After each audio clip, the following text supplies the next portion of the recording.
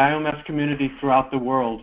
My name is Alexis Olson, and I'm the Vice President of the IAOMS and the moderator for today's webinar that's called Pitching Ideas and Selling Them Sideways. The Next Level Forum Digital is a continuation of the Next Level Forum concept the IAOMS introduced at the ICOMS recently in Hong Kong. Through these professional development webinars, our goal is to help the IAOMS members advance their careers and the OMS specialty by exploring issues and best practices related to leadership and management. And this is both professional and personal. We have previously had the Leading Through Conflict, which was broadcast on May 31st. The second webinar, Having Difficult Conversations, was on June 28th. And the third one in the series today, as we stated, Pitching Ideas and Selling Them Sideways. While today's webinar is open to members and non-members alike, Next Level Forum Digital is a new benefit for our IAOMS members, and subsequent webinars will be available only to IAOMS members. We'll have information on how you can join the IAOMS at the end of today's webinar.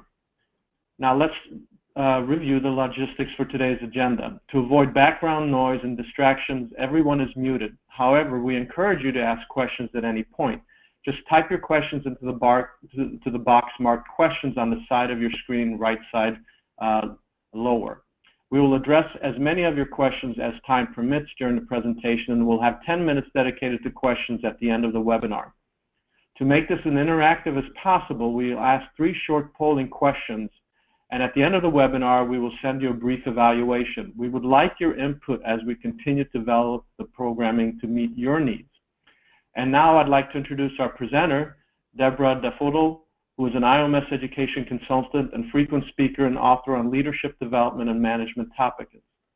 An industry leader in training and facilitating adult education, Deborah produces educational content for leaders in hundreds of industries and facilitates and designs learning labs for professionals and trade association clients worldwide.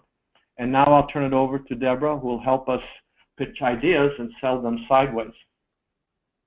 Thank you, Dr. Olson, and good morning, afternoon, and evening to all of those of you on the call today. This is the third, as Dr. Olson said, in a series that we have run this spring and summer.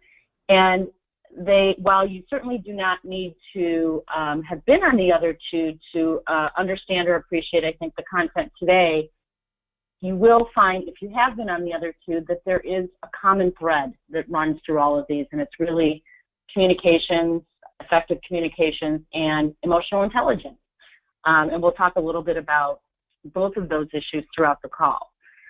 Why is this called Pitching Ideas and Selling Them Sideways? Because many times when we are introducing ideas, introducing new ideas, we're thinking about introducing them to a board, or introducing them to a set of peers, or introducing them to sometimes a level up, or a higher entity. And what this program really speaks to is that we need buy-in for our new ideas at every level of the organization. So we need buy-in from our peers, that's the selling it sideways part. We need buy-in from and excitement from our subordinates and the staff. We need buy-in from every level of the organization if a new idea is really going to take hold and have an opportunity to succeed. So that's what we'll talk a little bit about today, is certainly the audience, which is, again, another consistent theme through the webinars, is how important the audience is, and really the equation that we have to think about as we're getting ready to communicate something as important as a new idea. So there are people that you've probably met that are very, very good at presenting ideas. And when we say pitching ideas, essentially we're talking about presenting new ideas, presenting something that needs buy-in and sign-off from someone other than yourself. So many folks are not as good at this. Some people are very, very adept at this, and they seem to be naturally adept at it. Some people are. Some people have just that ability where they can pretty much sell an idea to anyone and get buy-in immediately. They have sort of a charisma, and they know just the right amount of information, and they know how to really set the context right for their audience. But those of the rest of us, those others of us, are not as adept at that. And so this is something that we can get better at, for sure. This is not something we have to be born with, but really by thinking about all the different phases of pitching an idea, thinking really strategically about our audience, about what it is we're trying to sell to someone, whether it is actually selling something for, a fee, or it's selling an idea. We have the ability to really get much better at this. Even if we think we're already good at it, we have the ability to get better at it. So I hope that by the end of today's webinar, you're going to feel much more ready to pitch an idea maybe that you were not comfortable discussing before, or that you felt like maybe you were unsure of how to present it, or that it might be controversial and you weren't sure how to make sure that you're going to get buy-in along the way.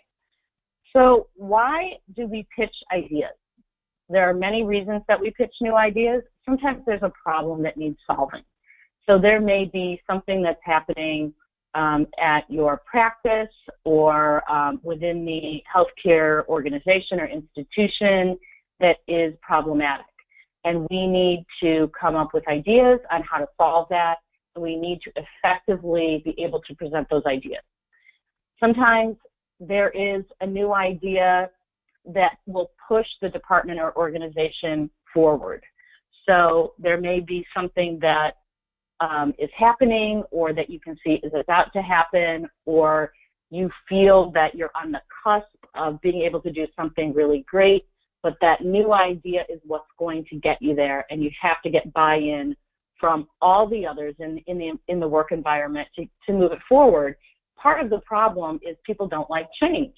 And when we're pitching ideas, it typically means something is going to change. If we have a new idea, it means we're not doing the same thing we've always been doing in some way, shape, or form, and we are going to be forcing a little bit of a change on others, and that's uncomfortable for a lot of people, because we like the status quo. We like the safety and security of knowing what our daily routine is, or what our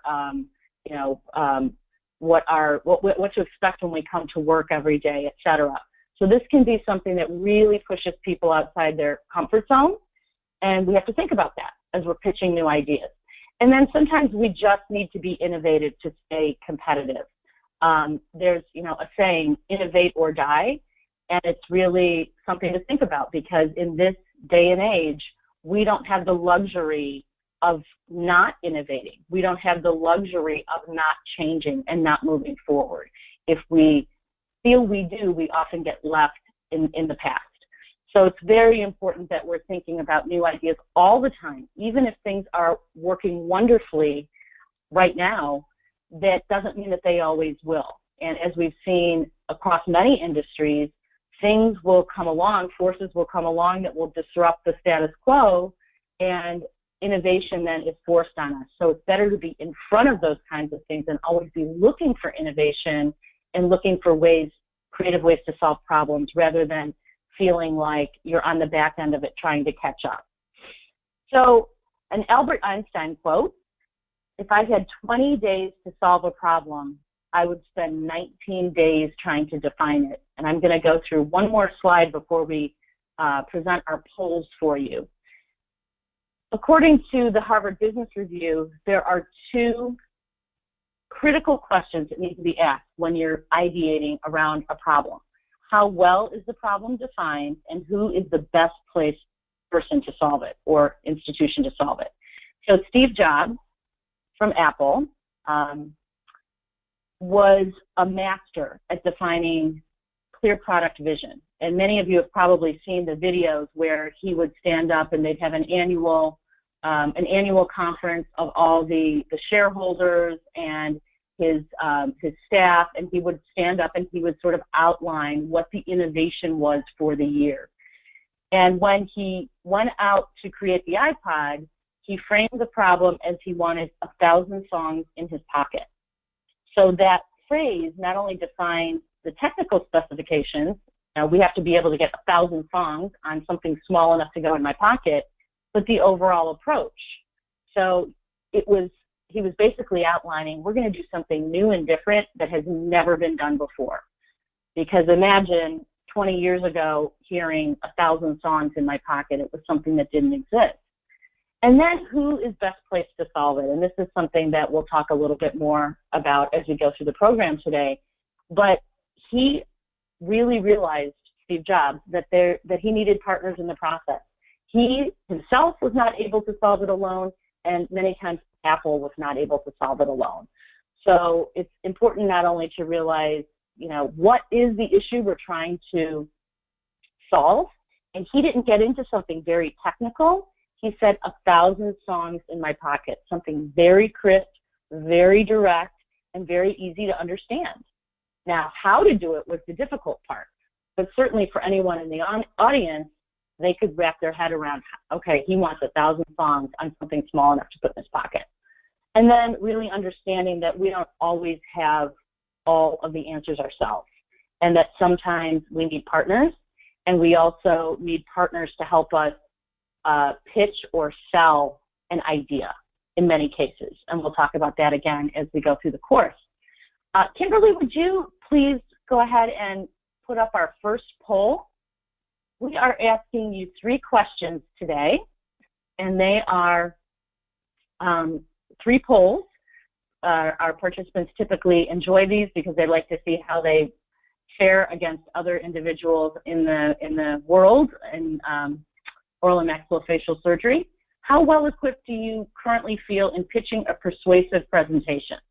Do you feel you're very adept, reasonably adept, somewhat, need more practice, or need significantly more work? These are not attributable to anyone, so please feel free to answer as honestly as you can. This will give us a good idea of how you feel as a community about your skills in this area. And you can sort of see how you might compare to the rest of the population on this call today. So go ahead and answer that. Select one of the following, and in just a moment, Kimberly will put those on the screen for us.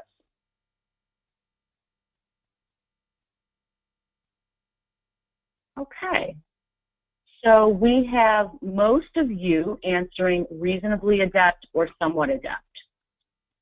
And then the next would be needs more practice, and 11% needs significantly more work. With 0% saying very adept, so I think that's actually a great response that 0% said that, because that means you all acknowledge that you can do better. We can all do better all the time at this. This is something that we can never be too good at. So I think that's actually a really positive response. And really good to see that 64% of you feel at least somewhat or reasonably adept at doing this. Thank you. Now we have our next poll. Kimberly?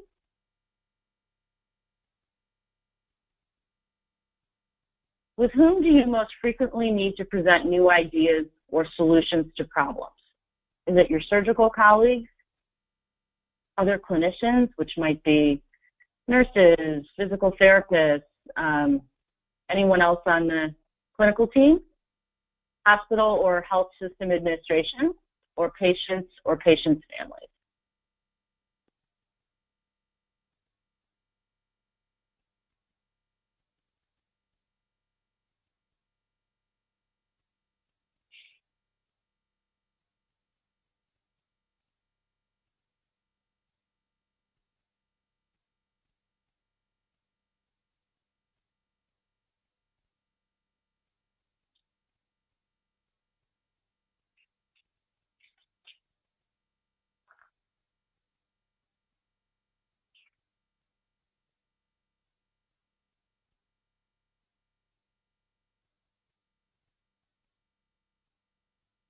Okay, 62% said surgical colleagues.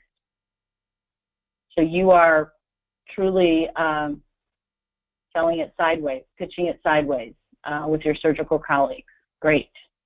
And then our final poll.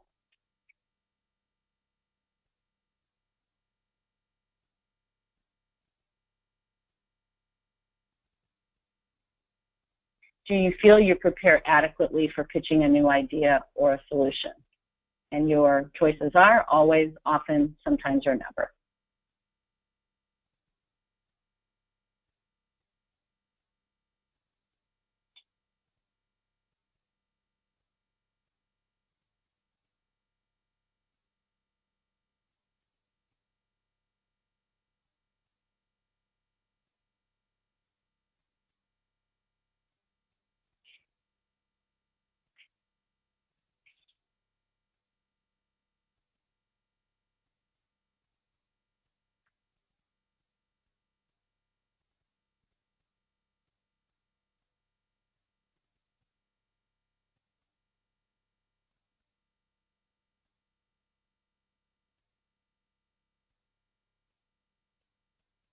Okay.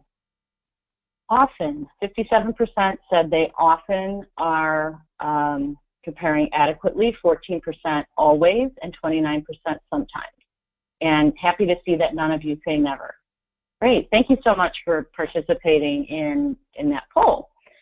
So as we move forward and really think about, my screen is sleeping for a minute here, think about ideas. Many times, again, we need a new idea that pushes us forward.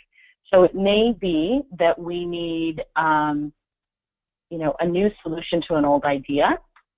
It may be that we need a different approach. How do we do that? We really need to start, you know, think with an open mind. Sometimes they talk about, literature will talk about, particularly when it comes to emotional intelligence, thinking with a child's mind. So how do we wipe away all of our preconceived notions about how something is supposed to be, how things are supposed to go, and how do we come up with a new approach? And then how do we help others that we're pitching the idea to also get rid of their preconceived notions and really think about a different approach? And sometimes it's really telling them that you need them to set aside what they think, what their biases might be, what they've learned to be, quote, the right way to do things, and really think differently about something. So giving people permission to think differently is sometimes what needs to happen at the beginning of a conversation, is just set aside what you've always thought about this and let's talk about something really new and different. The other thing is really thinking about who are you involving as you come up with new ideas. So the process of ideation is to get ideas on the table, is to think about new and creative approaches, perhaps to solving a problem that's been around, or just to push forward or to push through something to really have a breakthrough and get to another level. And what most organizations will find most effective is to have people at many different levels of the organization involved in that kind of a process, because sometimes we can get too far away from things, or sometimes we're too close to things. Sometimes we're so close to things that it's impossible for us to see the greater context or the environment around it. And sometimes we are too far away, as an example, from, you know, maybe it's daily patient care, or maybe it's customer service issues, or those kinds of things.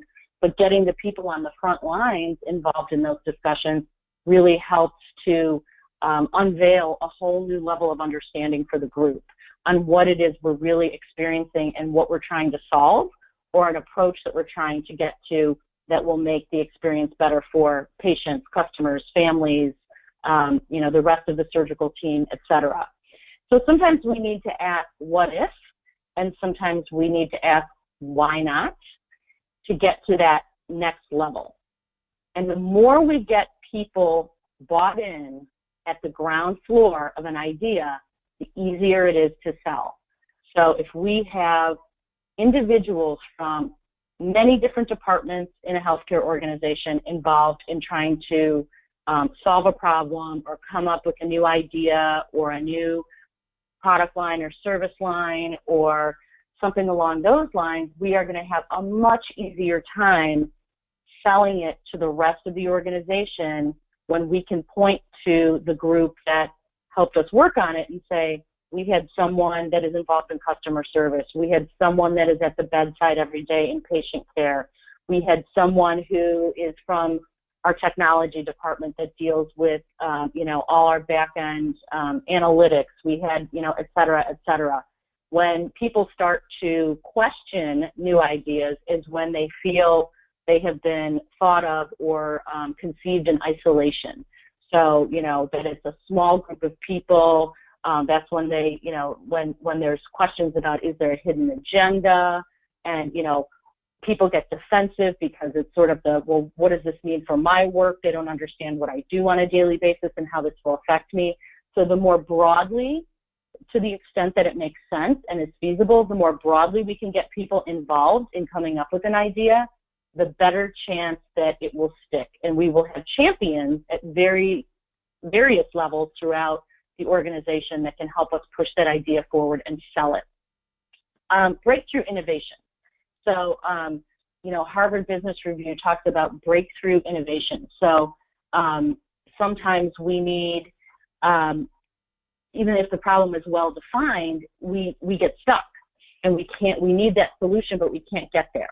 And I like the example that they provided in an article about the structure of DNA, very well-defined problem, but the answer eluded even the most talented chemists. So they needed to get individuals from not just chemistry, but biology and across the many spectrums of healthcare science involved to really focus on DNA issues, to bring it to the next level. So this, again, goes back to what Steve Jobs mentioned, and that is know who the players need to be in helping you get to that breakthrough idea and that real, breakthrough innovation.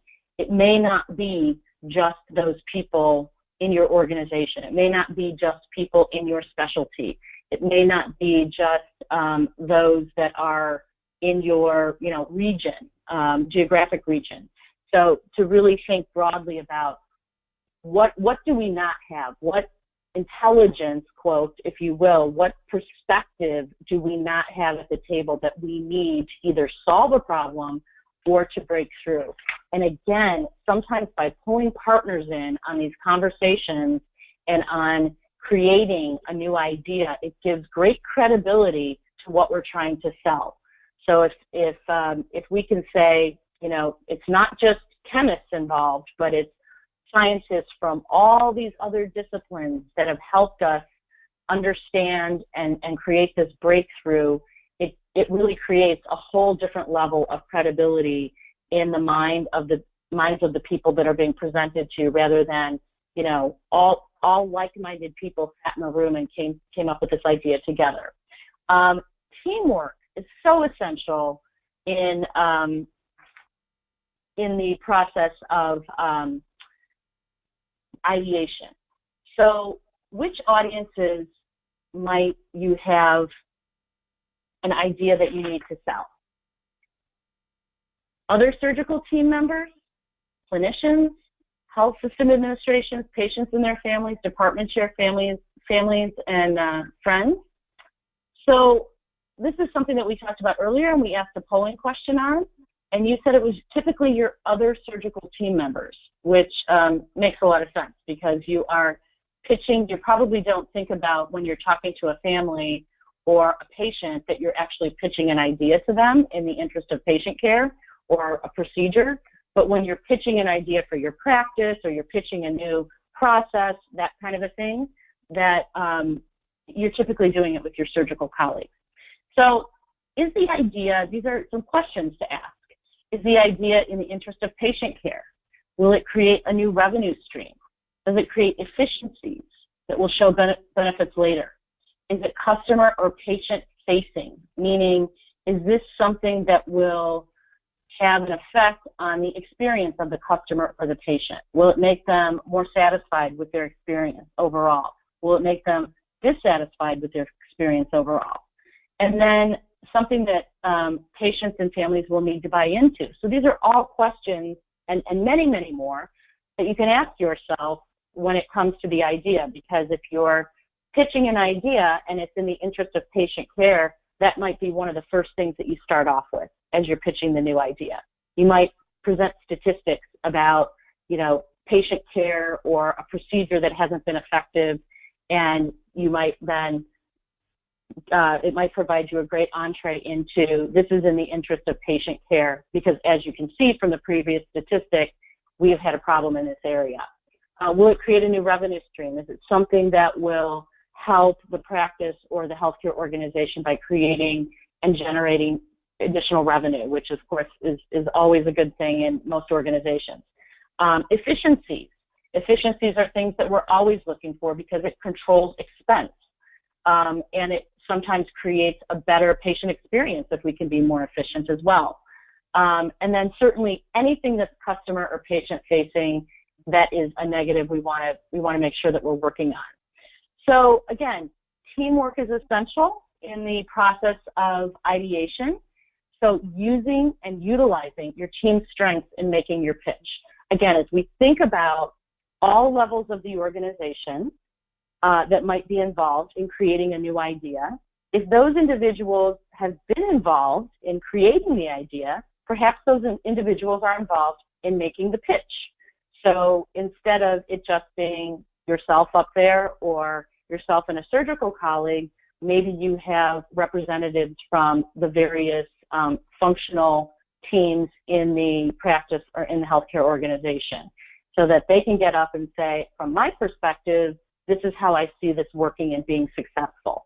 And people always want to know that there has been due diligence done by way of other team members, that it isn't done in isolation, as I mentioned before, that a lot of different viewpoints have been considered, and not just for the sake of it's nice for everyone to be involved in the process, but really for the sake of it being something that is has been thought of from many different angles, and that is something that is feasible from all the different departments' viewpoints. So very important that the people that you're pitching to understand that you are credible, that you've done your homework, that you've done your due diligence, and that you've thought about this from many different angles and not just your own.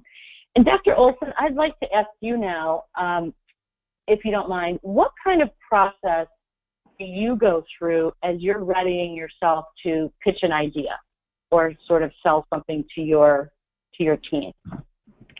Well, if we look at it, and part of the problem that I think as a surgeon you look at is pitching ideas is often thought of as a sales pitch, or that's the idea person who comes up with those ideas. But then in reality is you have to implement things, logistically to make those ideas work.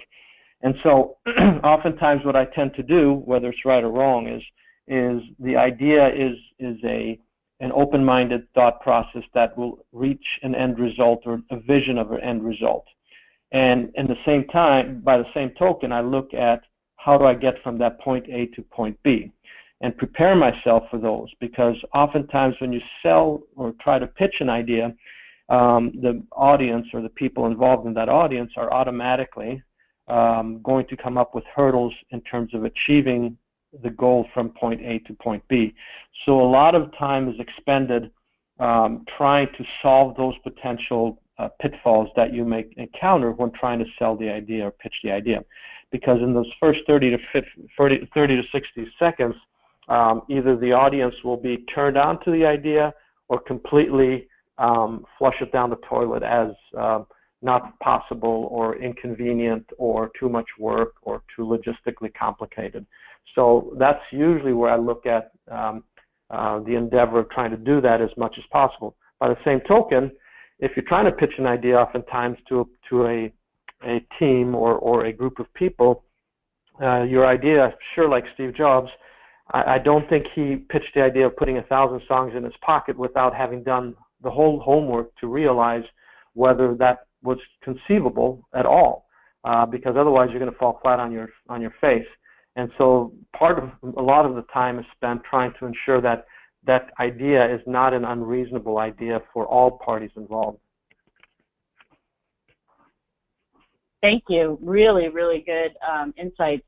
And I think part of what you were saying is, that unknown is where people throw up roadblocks. They don't know if it's going to create more work for them. They don't know if it's going to work. They and again, I think it goes back to sometimes people being really uncomfortable with change.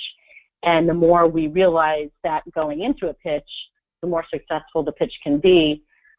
Many times what I would recommend people doing is, as they go into a pitch and think about, all right, I always like to think about what are the roadblocks? What are people going to throw up that will stand in the way of getting, a yes to this idea?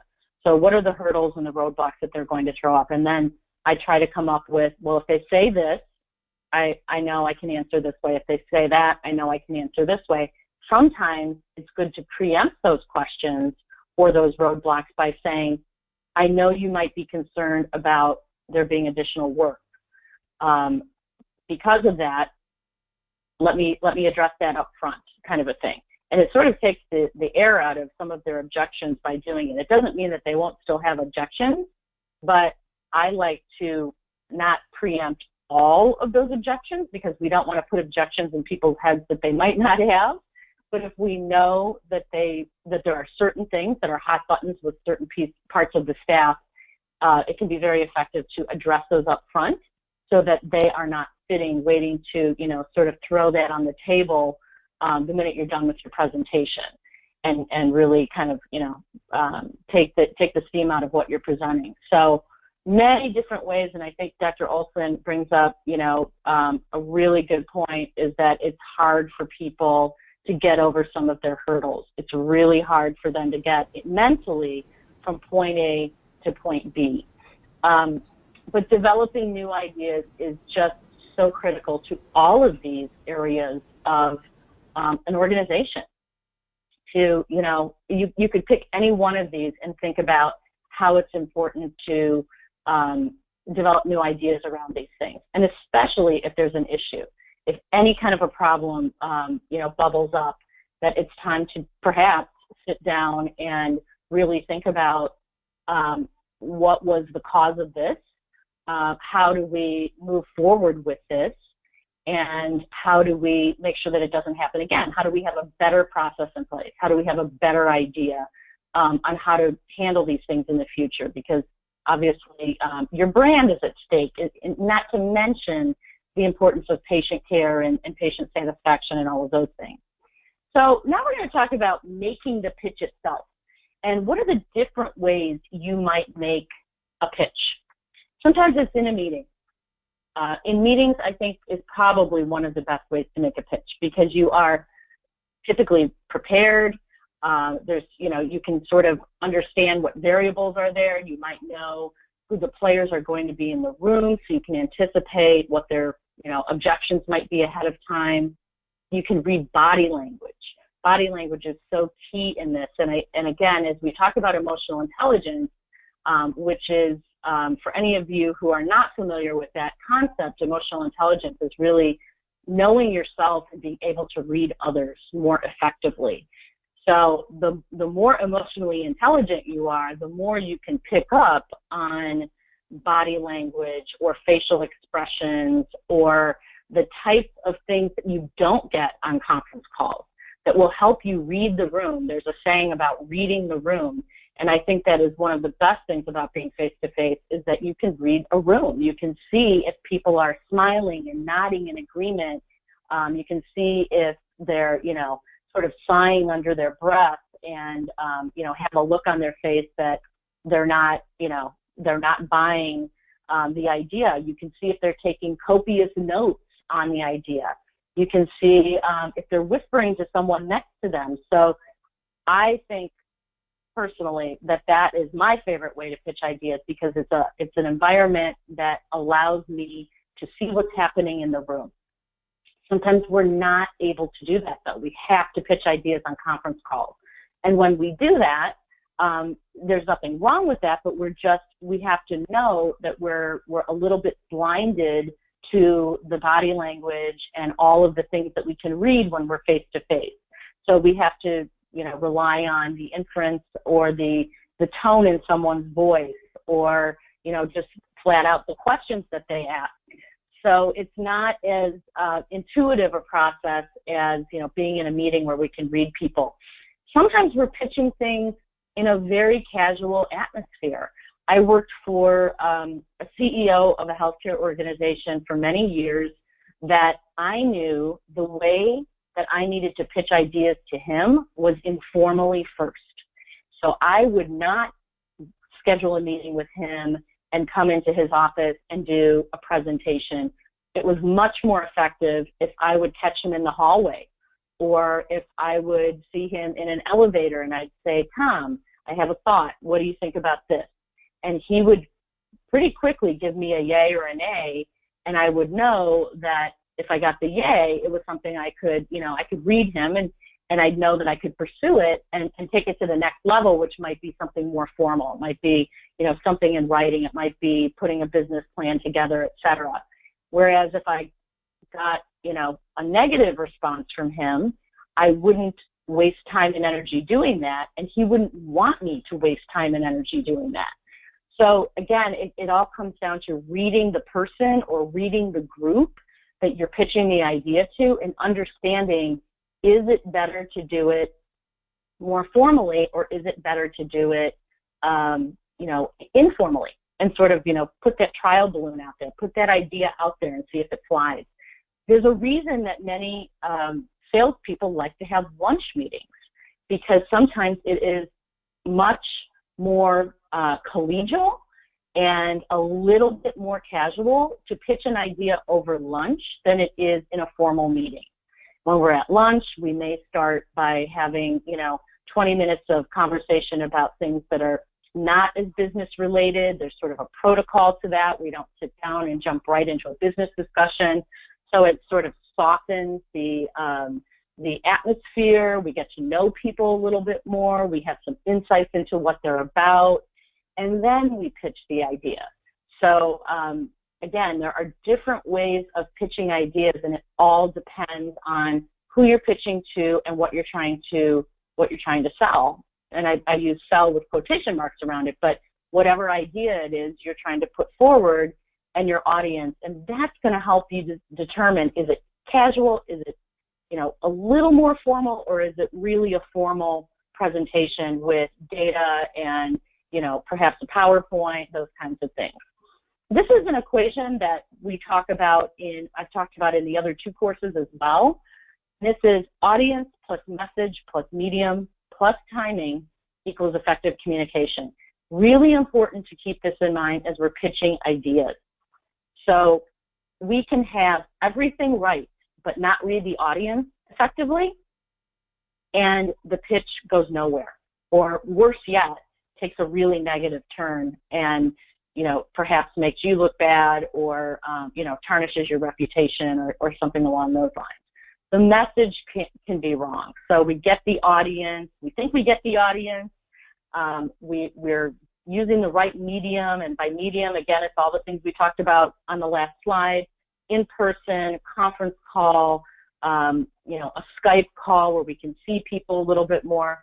We think we've got the right medium, but the message is off. And then certainly timing, and we're going to talk about timing a little bit more in a minute. But as we talk about communication, we have to think about understanding our own style first. And that is this concept of leader, know thyself. This is the core of emotional intelligence. We cannot effectively lead others, we cannot effectively communicate with others if we don't understand ourselves first, our own blind spots, our own idiosyncrasies, our own baggage sometimes that we bring to an equation or a situation. And then becoming aware of other styles and how to work with them. And again, that's the audience piece.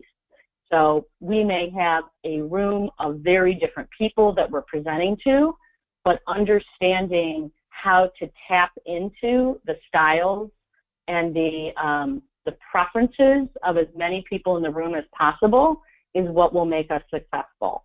And then leveraging your own style when making a pitch.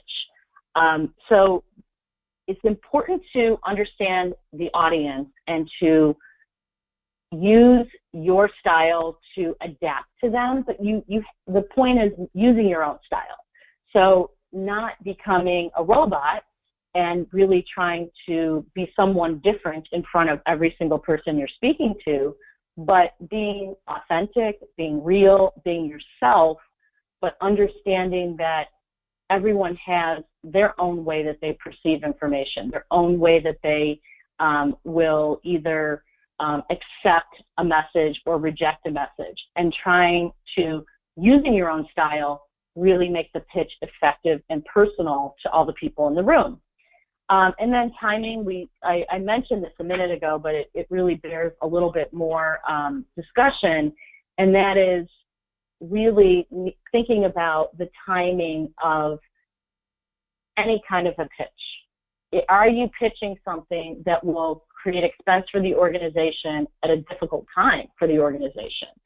Are you, on the other hand, are you pitching something that will create additional expense for the organization but will pay off in the long run.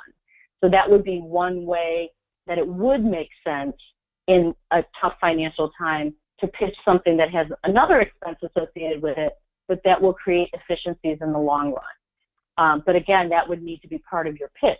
I understand that this is a difficult time for the organization, and I understand that this creates additional expense, but in the long run, and then show the data to show that it will save the organization money in the long run, or expense in the long run. Is everyone at the table who needs to be at the table? If a key member of the team is out on a particular day and you're making a pitch, and that person comes back and says, well, wait a minute, I wasn't part of that. I don't know anything about this. It can send you backward, not even from where you started, but even further back. So thinking about, politically, is everyone at the table who needs to be at the table? And then from an execution standpoint and an acceptance standpoint, is everyone at the table who needs to be? And if they can't be, you may have to, find a time that they can, which means it may be put on hold or put on the back burner for a little period of time. And then from whom is buy-in to the idea essential? So again, thinking about timing and what that department, what those individuals have going on at that particular point in time. Does it make sense to, at a time where perhaps the department is under great stress, is that the right time to pitch an idea that means they will have to really look toward a lot of change? That probably is not the right time, I would venture to guess. How to Sell a Great Idea. This is by Jeffrey James. I don't know if any of you have read Jeffrey James from Inc. magazine. He's a regular blogger, but having prior credibility is just an enormous step up in pitching an idea. If you've been someone that has had great success with the ideas you've had in the past, or you are such a thought leader in your profession that people look up to you, which I know many of you are, that will carry you far in terms of presenting a new idea. Do you have the next big thing? So is there something on the horizon that you are seeing and you know and can substantiate that this will be something that will be big for your profession or for your facility or for patient care, and you want to get ahead of maybe the pack, get ahead of the crowd, and be the organization that debuts something before someone else? That's something that has stickiness and that crowds typically like and audiences typically like. Adapting your story to the listener. We talked a lot about this. This is really the understanding your audience. Making buying less risky. So this can be an actual purchase, but this can also be buying into an idea. So one way to think about this is that if you're pitching an idea and the audience is hesitant, it might make sense to say, we have different points in time at which we will evaluate this idea. So we are not necessarily going down this path without stopping and taking a look at how this idea has rolled out, how well it's doing, is it meeting our expectations and our preset criteria for success, and if not, what's our plan to pivot and reduce additional loss? So do you have a plan B? If you get 3 months into this idea and it is not going well, it's not performing, do you have a way to pivot and turn and go another route so there's not additional loss to the organization or to the enterprise? And then creating momentum. So, selling an idea is easier if it's on the heels of something else, perhaps, that has been really successful and an upswing.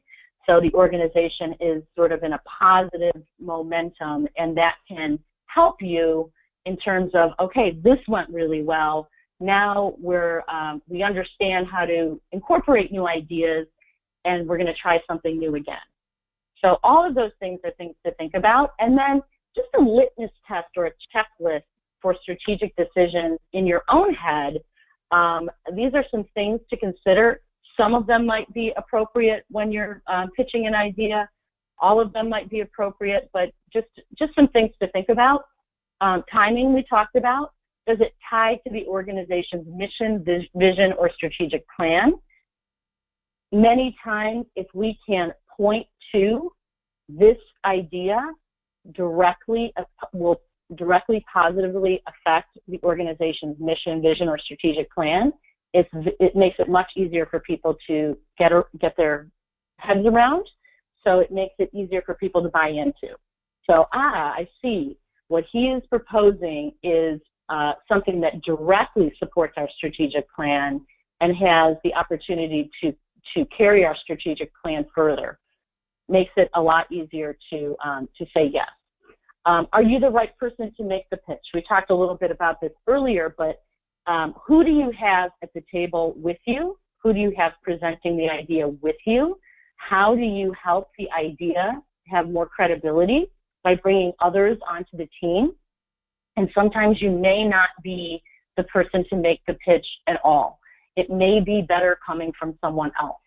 And that has to do with a whole lot of things, but it has to do with, who it affects the most. It has to do with, are you too closely associated with the project that it would be more helpful for someone outside the project to make the pitch, etc. Do you pitch the whole thing, or do you take it in smaller steps? Many times when we come up with a big, new, large idea, it becomes too much for people to digest.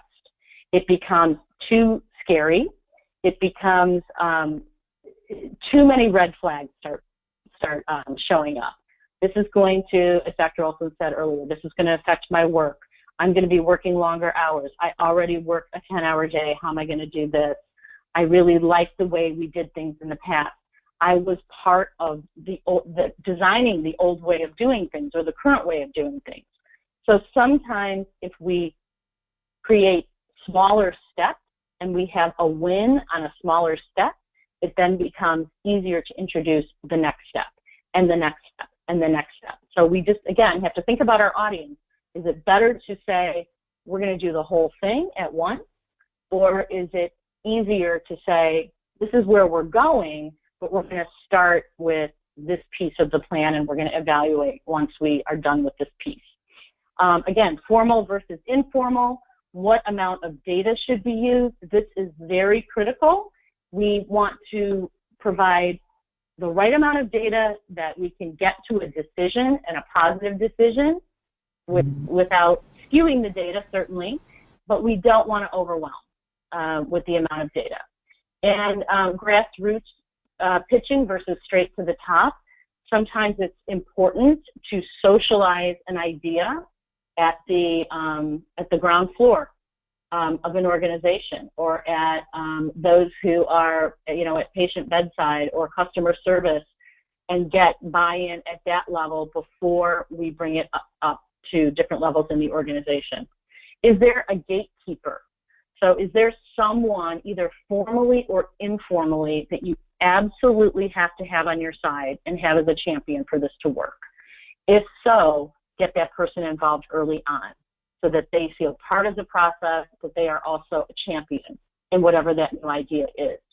Are there political sensitivities about who is involved and the chain of command?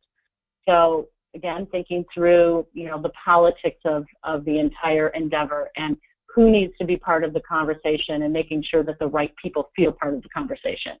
And then, are you able to use stories and real-life examples? There's a lot of discussion right now about storytelling as we work with other people, and storytelling is such a big part of how we get people to visualize an issue a little bit more. So use a story if you have a story. It can be very, very effective. Sometimes we need to pilot to a subset of the group. Do your homework. If this idea has been pitched before and you don't know it going in, you will probably face embarrassment in front of the room. So if it has been pitched before, what you can do is say, I know this idea has been brought to this group before. Here's why the timing wasn't right, and here's why it is now. And then finding champions to support and test the waters. And then before you pitch, remember, sometimes the truth offends. Even if something is an abysmal failure, you don't necessarily want to get up in front of the room and say, because this has been such a failure, we want to do something differently, because the person maybe who came up with that idea might be sitting in the room, or someone who was very bought into that idea or stood behind it might be sitting in the room. So we have to be really delicate about how we handle those kinds of things. And then, again, work through or play out all the scenarios of the potential responses so that you have follow-ups and you don't feel caught off guard by a question or an objection.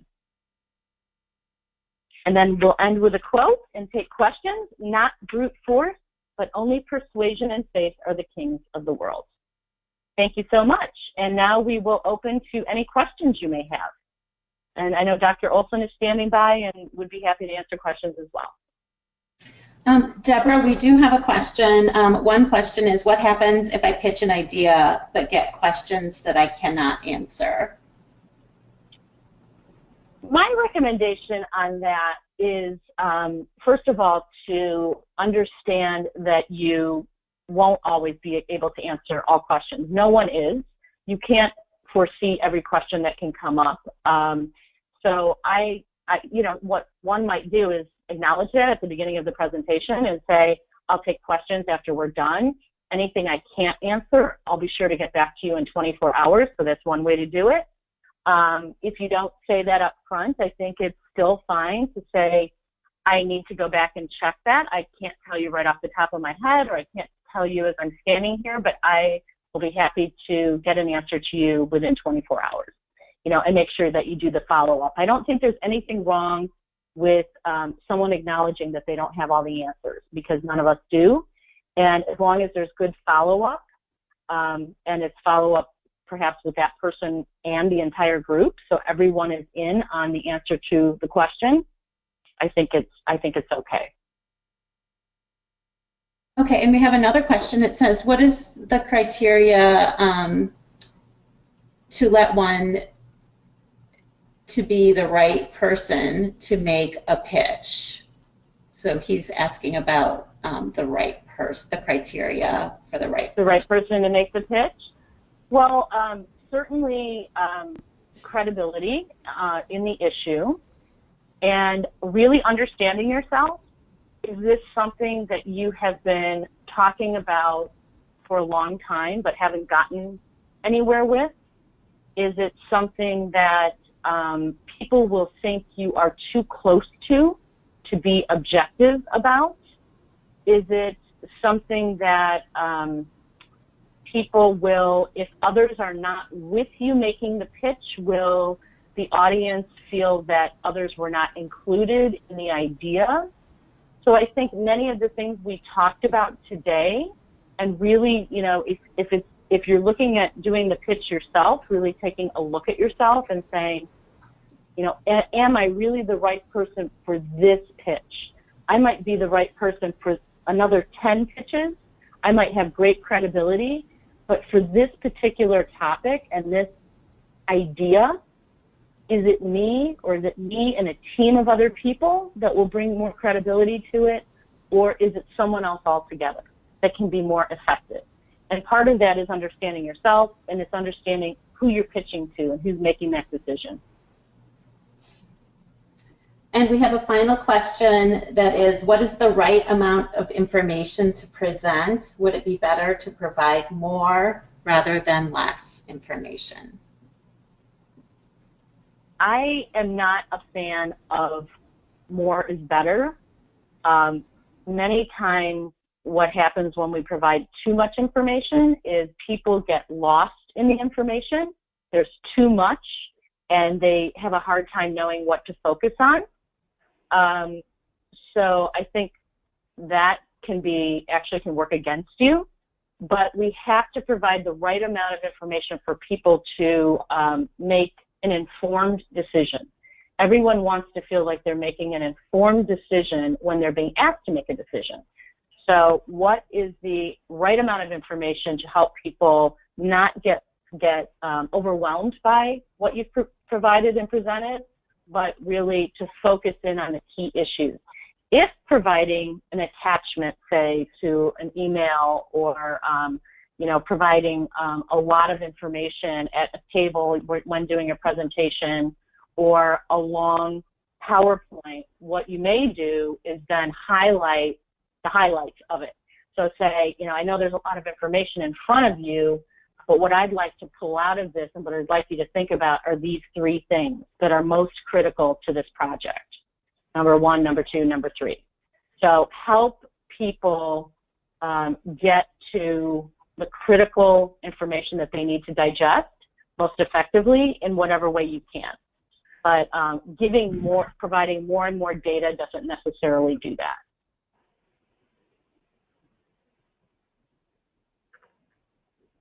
Any other questions, Kimberly? No, that's all the questions that we have at this time. Okay.